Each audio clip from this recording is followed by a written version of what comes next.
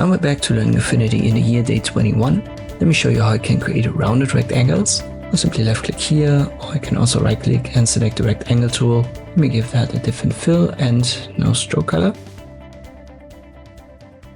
And if I zoom in, you can see we have straight corners, so sharp edges right here. And if you select this, you can see at the top we have a corners option. There's a drop down and a slider. If you just use the slider here, nothing is going to change.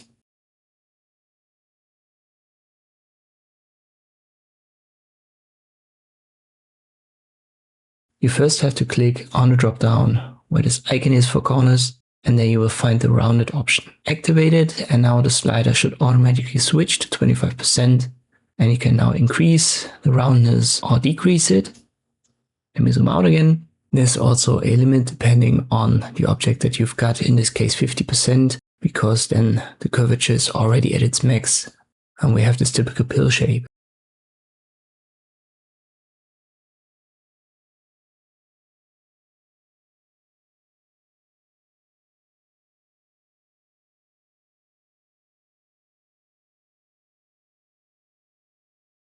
There is also a rounded rectangle tool. It's nice to have, but it simply adds this corner option directly. So if you use the regular one, it's the same, but with a different corner that you can switch up here. And this is how you can create rounded rectangles in Affinity. I hope this video was helpful. Thank you for watching, and I'll see you next time.